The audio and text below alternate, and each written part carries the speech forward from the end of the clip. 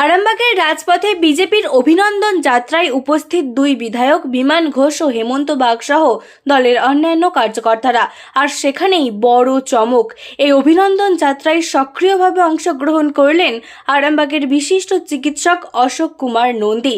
তিনি জানালেন, দীর্ঘদিন আগেই তিনি বিজেপির সদস্য পদ গ্রহণ করেছেন। বিভিন্ন কারণে তাকে অত্যাচারিত হতে হচ্ছিল, তাই তিনি এই পরিবর্তনের মহাযজ্ঞে সামিল হয়েছিলেন। এমনকি বিধানসভা নির্বাচনে বেশ কয়েকজন প্রার্থীর হয়ে প্রচারও করেছেন। বর্তমান সরকারকে নিয়ে তিনি যথেষ্ট আশাবাদী বলেও জানালেন। এখন শুনুন তিনি আর কি বললেন। আজকে বিজেপির যে বিজয় মিছিল, এই মিছিলে আপনাকে দেখা যাচ্ছে, কি বলবেন বিজেপি সম্বন্ধে?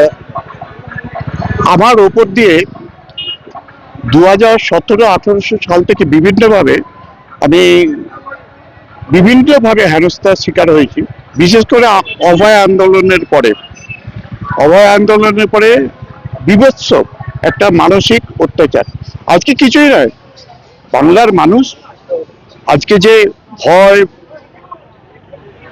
ভীতি থেকে স্বস্তি পেয়েছে, সেই স্বস্তির একটা চারিদিকে একটা পরিবেশ, তারই সামিল হতে আমি এখানে এসেছি। আমি একটু পরেই চেম্বার চলে যাব, কিন্তু এখানে আমি বিধায়কদের শুভেচ্ছা জানিয়ে গেলাম। এর আগেও 2019-এর পর আপনাকে দেখা গিয়েছিল বিমান ঘোষের সঙ্গে, তারপর আর দেখা যায়নি, কারণ বললাম ওই একটাই, আমি বিমানদার হাত ধরেই সদস্য গ্রহণ করেছিলাম বিজেপির। তারপরেও অভয় আন্দোলনের সময় বিভিন্নভাবে আক্রমণ, তারপরে 2021 সালে ভোটে জেতার পরে যখন আমাদের দল হারে, তারপরেও আমাকে বিভিন্ন ধরনের বাধার সম্মুখীন হতে হয়েছে, যে ফলে আমি যে ধরনের পরিষেবা দিই সেখানে কিছু কিছু বিঘ্ন ঘটছিল, যার ফলে আমি এই বিধানসভার আগেও আমি সল্টলেকে প্রচার করেছি, সিঙ্গুরে গেছি। সিঙ্গুরে আমার ভাই ডক্টর অরূপ দাস ও জিতেছে। আমার যার হাতে করি ডক্টর শারদার মুখোপাধ্যায় এবারে বিধাননগর থেকে জিতেছে। অভয়ার কি এরপর বিচার হবে, ন্যায্য বিচার পাবে? আমি খুবই আশাবাদী এবং আমার বোন বিচার পাবেই। বোনকে আমরা ভুলে যাইনি, ভুলতে দেবো না। আমি দাদা এর আগেও প্রশ্ন করেছি, যখন আপনারা বেরিয়েছিলেন, যে একটা মেডিকেল কলেজ হাসপাতালে নিশ্চয়ই ডাক্তাররাও আছে, এখানে কি মনে হচ্ছে কোনো ডাক্তার কি যুক্ত আছে? সেইটা তদন্ত সাপেক্ষ, আগে আমি কিছু বলবো না, কিন্তু প্রকৃত দোষীরা এবার কিন্তু তাদের চিহ্নিতকরণ হবেই হবে। পরিবর্তন কতটা দরকার ছিল?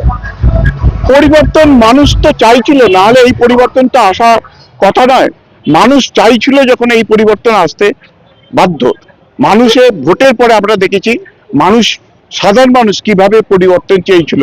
এইটা আমি বলবো রাজনৈতিক পালা পরিবর্তনের থেকেও মানুষের সামাজিক, প্রথম সকাল থেকে রাত্রেবেলা পর্যন্ত ভয়ের একটা, এবং যে স্বাধীনতা, মুখের আমি যে কথা বলবো, আমার মনের ভাব প্রকাশ করব, সেইটার পরিবর্তন হয়েছে।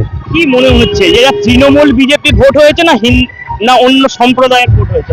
না, আমার সম্প্রদায়, ধর্ম এইসব নিয়ে কোনো কোশ্চেন নেই। আমার মনে হয় মানবতার জয় হয়েছে। আগামী দিনে আপনাকে কি অ্যাক্টিভ ভাবে দেখা যাবে? না, আমি নিজের স্ট্যান্ড থেকে একটু সরছি না। আমার কোনো পোস্টের দরকার নেই, আমার কোনো ইয়ের দরকার নেই। মানুষ যে এই পরিবর্তনটা জনসাধারণ করেছে, এটাই আমার জন্য অনেক। তৃণমূলের ভরাডুবির কারণটা কি মনে করছে? আমার যেটা মনে হয়, এইটা ভরাডুবির কারণ উপরতলা থেকে নিচের তলার কর্মীদের। আপনি দেখবেন মানুষকে সম্মান দেয়া, মানুষকে মানুষ বলে মনে করা, এবং যথাযথ সম্মান না দেয়া। সে একজন রিক্সা চালক হতে পারে, অটো চালক হতে পারে, বা সে টিচার হতে পারে, সব জায়গাতেই। দ্বিতীয় হচ্ছে অরাজকতা, প্রত্যেকটা ক্ষেত্রে আপনাকে তাদের অনুমতি নিয়ে কাজ করতে হবে, এটা একটা। তৃতীয় হচ্ছে অভয়া, দুর্নীতি তো হয়েইছে, দুর্নীতি এগুলো অনেক আগে, এগুলো হচ্ছে মেন কারণ। বাংলার মানুষ মুক্ত হাওয়া চায়, এই কারণে পরিবর্তন হয়েছে। এবার হাতের কাছেই মিলবে অত্যাধুনিক ও নির্ভরযোগ্য স্বাস্থ্য পরিষেবা। আরামবাগ, খানাকুল ও পরশুরা থানা এলাকার মানুষদের জন্য এক বড় সুখবর।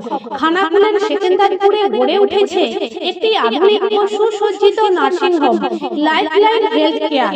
ডাইরেক্টর সঞ্জয় পালু।